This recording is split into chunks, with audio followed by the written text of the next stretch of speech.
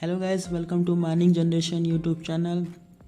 Today we will discuss about the notice to be given of accident. मतलब ऐसे accident होने पर हमें नोटिस देना होता है जो कि इस प्रकार से है। पहला है फैटल एक्सीडेंट, दूसरा है सीरियस बॉडी इंजरी, तीसरा है रिपोर्टेबल इंजरी, चौथा है माइनर इंजरी, पांचवा है मेजर एक्सीडेंट, छठवां है डिजास्टर और सातवां है डेंजरस ऑकरेंस। बात करते हैं फैटल एक्सीडेंट की। फैटल एक्सीडेंट मतलब ऐसे एक्सीडेंट जिसकी वजह से लॉस ऑफ लाइफ होती है, जिसमें व्यक्ति की संख्या एक से या एक से अधिक हो, तो ऐसे एक्सीडेंट को फैटल एक्सीडेंट कहते हैं। रिलेवेंट फॉर्म 4A में भेजा जाएगा और जो रिपोर्ट करना है हमें 24 आवर्स के अंदर करना है। और जो रिपोर्ट जो सेंड की जाएगी वहाँ DGMS, district magistrate, regional inspector, competent authority for payment of compensation, मुआवजे से संबंधित अधिकारी है, और इलेक्ट्रिकल दुर्घटना हुई तो इलेक्ट्रिकल इंस्पेक्टर को भेज जाएगी दुर्घटना की नोटिस। और ये फैटल एक्सीडेंट की पिक्चर है। बात करते हैं सीरियस बॉडीली इंजरी की।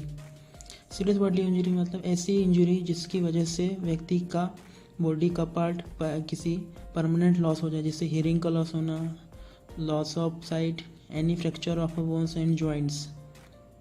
रिलेवेंट फॉर्म रहेगा फॉर्म 4A और रिपोर्ट जो करना है हमें विद इन 24 आवर्स के अंदर करना है। जो रिपोर्ट जो सेंड की जाएगी DGMS, regional inspector, district magistrate को सेंड की जाएगी। और component authority for payments of compensation, अगर मतलब मुआवजे से संबंधित अधिकारी को भेज जाएगी। इलेक्ट्रिकल इंस्पेक्टर को भी भेजा जाएगा अगर इलेक्ट्रिकल दुर्घटना है। अगर एक्सप्लोसिव से दुर्घटना है तो कंट्रोलर ऑफ एक्सप्लोसिव को भी भेजी जाएगी। बात करते हैं रिपोर्टेबल इंजरी की। रिपोर्टेबल इंजरी मतलब ऐसी इंजरी जिसमें सीरियस बॉडीली इंजरी और फैटल इंजरी को छोड़कर जिसमें घायल व्यक्ति 72 आवर्स के लिए अब्सेंट होता है, तो ऐसी इंजरी को रिपोर्टेबल इंजरी में रखा गया है। इससे संबंधित फॉर्म जो रहेगा वह फॉर्म J रहेगा और जो रिपोर्ट किया जाना है वो क्वार्टरली की जानी है। और जो रिपोर्ट सेंड की जाएगी वहाँ DGMS को सेंड की जाएगी। बात करते हैं माइनर इंजरी की। माइनर इंजरी डिस्क्रिप्शन, ऐसी इंजरी जिसके कारण घायल व्यक्ति 24 आवर्स या उससे अधिक समय के लिए अब्सेंट होता है, जिसमें पर्सन लेस हार्मफुल होता है नेचरिंग टू वर्क में। ऐसी इंजरी को माइनर इंजरी रखा गया है। और relevant form 4K and time to be report annually, और जो रिपोर्ट सेंड की जाएगी वहाँ DGMS को सेंड की जाती है। यह एक माइनर इंजरी की पिक्चर है आप जिसे आप देख सकते हैं। बात करते हैं डेंजरस ऑकरेंस की। डेंजरस ऑकरेंस मतलब ऐसे ऑकरेंस जिसके वजह से काम करने के दौरान व्यक्ति को शारीरिक चोटें लग सकती है, तो ऐसे एक्सीडेंट को डेंजरस ऑकरेंस में रखा गया है। डिस्क्रिप्शन, इसमें लॉस ऑफ लाइफ तो नहीं होता है, लेकिन इसके जो कारण हो सकते हैं चोट लगने के कारण, जैसे फायर हो गए, इनंडेशन, बाढ़ हो गए, explosion, ignition, eruption, noxious gases, subsidence, leakage, overburden, sliding होना आदि, ये सभी डेंजरस ऑकरेंस के अंतर्गत आते हैं। इससे संबंधित फॉर्म जो रहेगा फॉर्म 4A, और जो रिपोर्ट की जानी है वहाँ विद इन 24 आवर्स में सेंड की जानी है। जो रिपोर्ट सेंड की जाएगी वहाँ DGMS, regional inspector, district magistrate, electrical inspector, component authority को for payment of compensation and control. साथ ही साथ मालिक, एजेंट या मैनेजर रेगुलेशन 8 के सब रेगुलेशन 1 में नोटिस की एक कॉपी माइन ऑफिस में या एक विशेष नोटिस बोर्ड पर लगा देगा, जो कि लगाने की तारीख से कम 14 दिन तक लगी रहेगी। जहाँ एक इम्पॉर्टेंट पॉइंट इसे नोट करिएगा।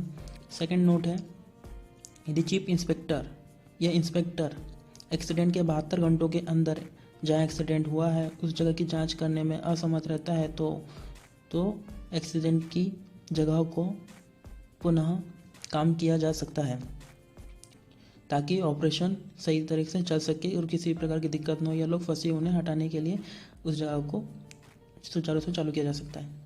बात करते हैं मेजर एक्सीडेंट की।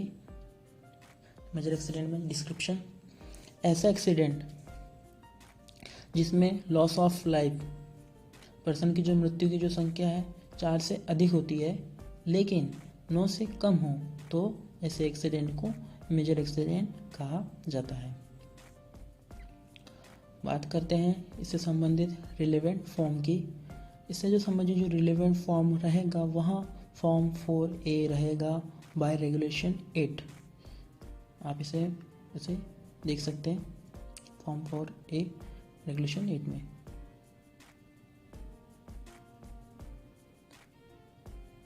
बात करते हैं टाइम टू सेंड रिपोर्ट।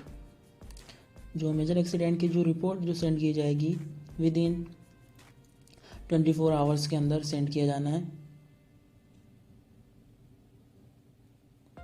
और जो रिपोर्ट जो सेंड करना है वहाँ है DGMS। यहाँ एक पिक्चर है जिसमें आप देख सकते हैं मेजर एक्सीडेंट, कितने सारे लोग मरे हुए हैं वहाँ। बात करते हैं डिजास्टर में है डिस्क्रिप्शन। तो ऐसा एक्सीडेंट जिसमें लॉस ऑफ लाइफ 10 से अधिक या 10 से अधिक हो, तो ऐसे एक्सीडेंट को डिजास्टर में रखा जाता है। इससे संबंधित जो फॉर्म रहेगा वह relevant form 4A bye regulation 8 के अधिनियम में है। और time to be report within 24 hours. और जो डिजास्टर की जो रिपोर्ट जो सेंड किया जाना है वह DGMS में सेंड किया जाना है। दूसरा है रीजनल इंस्पेक्टर में। तीसरा है डिस्ट्रिक्ट मजिस्ट्रेट को सेंड किया जाता है।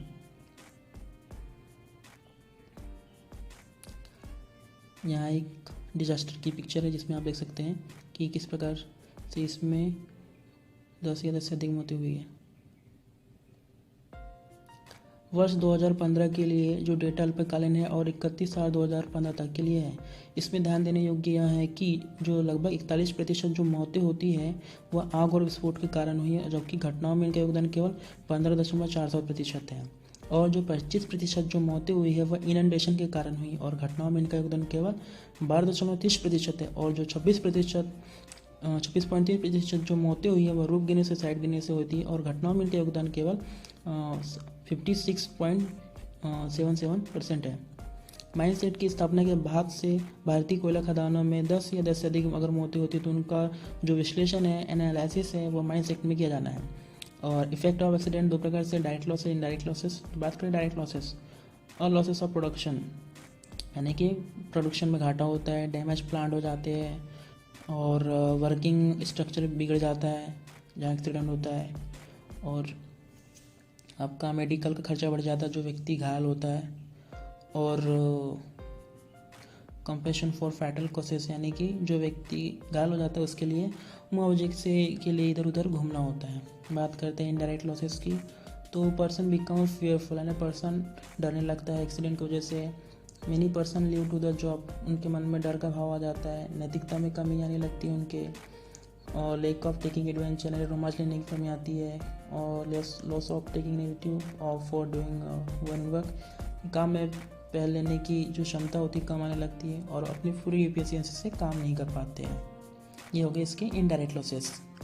तो आज का एक क्वेश्चन है जिसे आपको बताना है कमेंट में कि रिपोर्टेबल इंजरी किस फॉर्म में भेजी जाती है।